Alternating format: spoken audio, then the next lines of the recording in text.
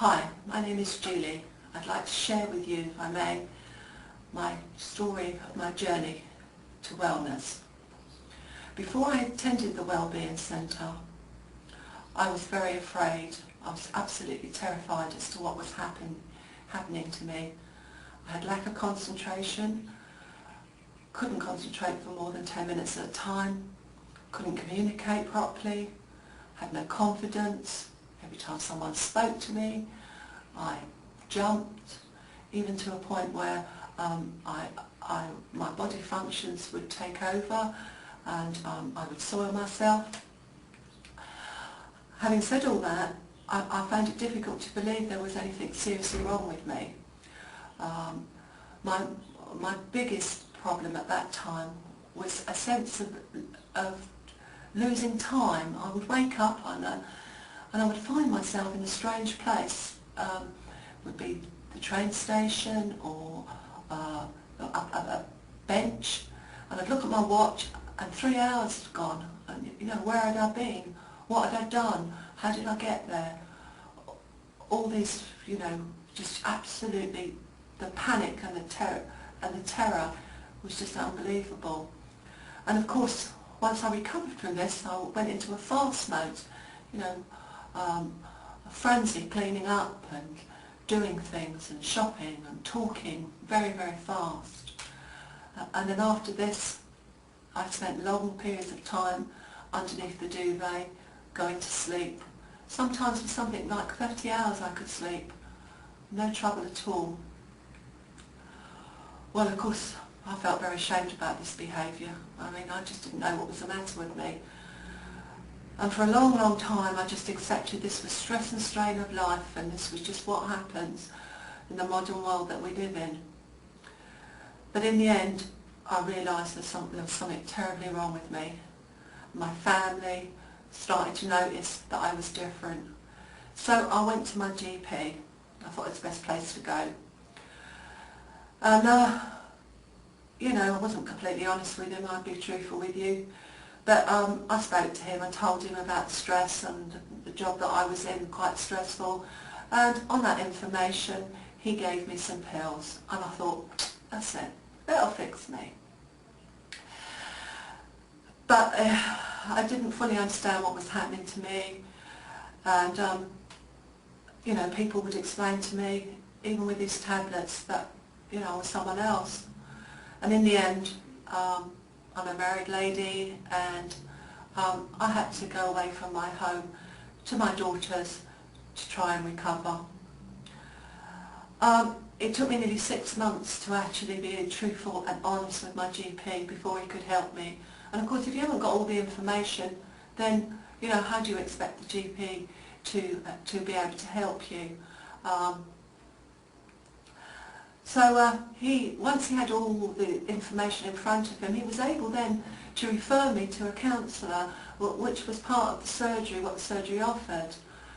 But after 2 or 3 sessions with the counsellor, who was really, really good, she realised that there was some more underlying mental health problems that needed to be addressed, as well as consultation about my basic problem.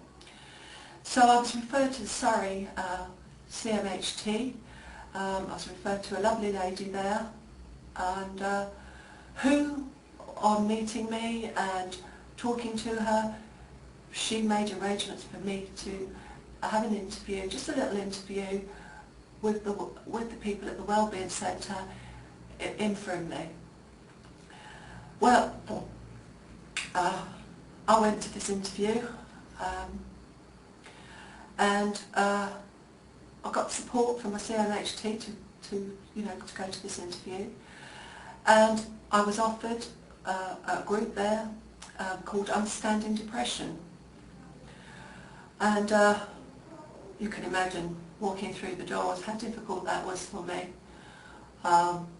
In fact, I remember that first day of going to the Wellbeing Centre.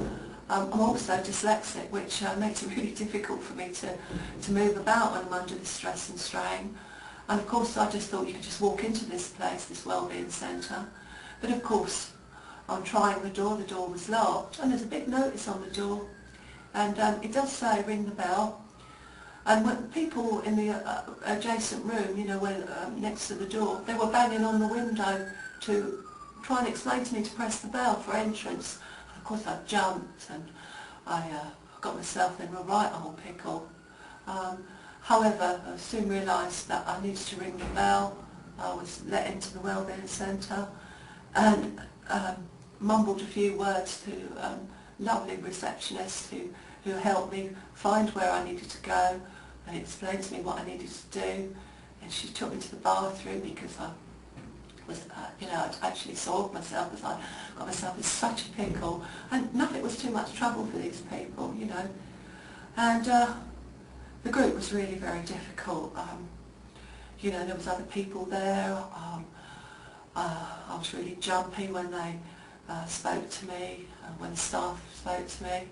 I had to leave the room on many occasions throughout the group. The group was for just an hour and a half, but within that first hour and a half, I must have left the room 12 times. But the staff were very, very patient with me and made sure that I was safe, made sure I had a cup of coffee and water. I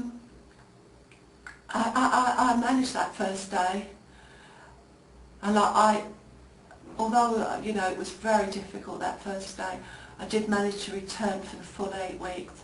And there again, each week, I could leave the group as and when I needed. I was supported, I was encouraged to come back, I was encouraged to leave, and I must say, at the end of the 8 weeks, I had a basic understanding of what depression was.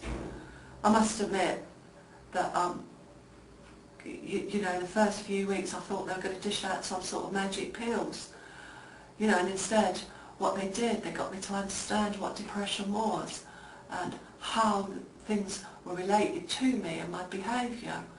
So there was no magic pills, there was just this understanding what this word was, what this suffering was all about. They taught me what my triggers were, taught me how to keep myself safe. And on completion of the group, my CMHT and my GP and my psychiatrist put some more input in, and it was suggested that I attend to some more groups that are here at the Wellbeing Centre.